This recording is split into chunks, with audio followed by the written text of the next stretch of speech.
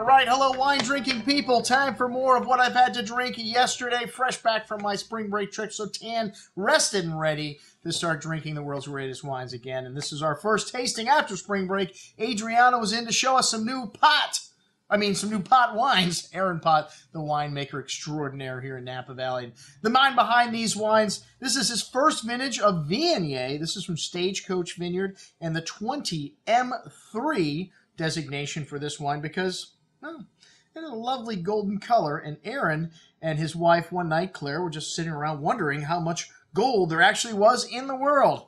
And they looked up to see if they could come up with some consensus as to, if all the gold were crushed into one big lump, how big would that gold piece be? And they figured out somehow through some mathematical equation that it would be 20 meters cubed. That's all the gold in the entire world. So kind of an interesting little factoid. I don't know if it's true or if their math is as good as their winemaking skills, but I can tell you this Viognier is an excellent example of this varietal. Not over the top. Some of them can be a little bit too alcoholic from California and a little too viscous, a little too oily, but this one's got a lovely nose of white peaches, lychee nut fruit, pretty hibiscus floral notes, a hint of that white peppery spice you get from Viognier. Very rich and fruity on the palate, definitely California, but still has lovely freshness, and that's got nice weight to a little bit of an oily texture here. Those pretty floral notes showing on the finish, and a hint of that white pepper spice.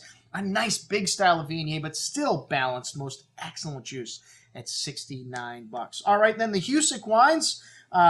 This is the first vintage of Pinot that we've gotten, but I believe it's the third vintage that they have made here. This is from a vineyard out near Occidental on the true Sonoma coast, made by Mike Herbie, and only 300 cases of this wine produced. Maybe that's why it's the first release we've gotten, to a tiny amount. This wine's got a beautiful nose, to a lot of lovely black raspberry and dark cherry fruit, pretty floral notes, exotic spices. One of the things we love about Pinot, that smooth and velvety texture on the tongue, those pretty floral notes, and a nice freshness in this wine. Not overly sweet, that lovely spice coming through at the finish with lovely balance and length. Most excellent Pinot at $60. A great, well, first effort for us anyways. And then the St. Helena Winery Cabernet Sauvignon from 2009. This is another Aaron Pott wine, and all the state-grown fruit here. The state backs up the Charles Krug Winery, and a little bit of Petit Verdot in with the Cabernet Sauvignon. A good amount of dark cherry and currant fruit notes, a toasty oak spice, and fresh, loamy, earthy notes, cigar box, dark chocolate. Really nice complexity here, and even bigger on the second day. Thick and chewy on the tongue. These 2009s already showing nicely, and a lovely balance of fruit, earth, toasty oak spice, and a long finish here. Most excellent juice at $79.50. And then more pot. This is his La Carte de Territoire, which under 100 cases produced of this Cabernet Franc and Merlot blend from the Young Inglewood Vineyard in St. Helena, and a very well-endowed bouquet here. Even though this is 2011, was a difficult vintage, you don't notice it in these wines. This wine's got a lot of fruit, dark cherry, cassis, and violet floral notes, and bitter cocoa. Lovely complexity on the nose, also showing some earth and some minerality.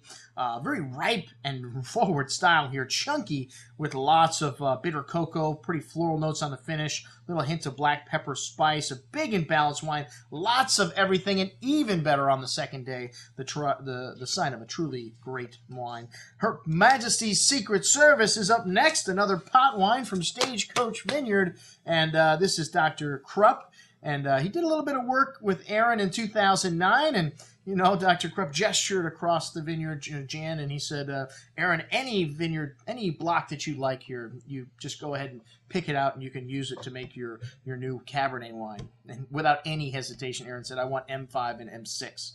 And, of course, a good doctor lived up to his reputation, and he gave him those blocks, which are two of his best blocks on all the Stagecoach Vineyard, 700 planted acres here.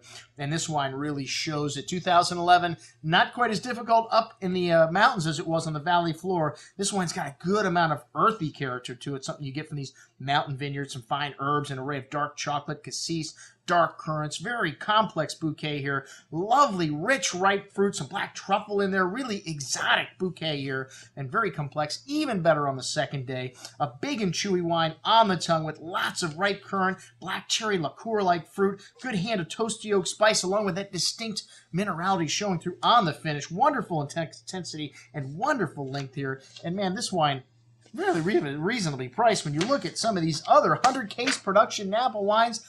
$115.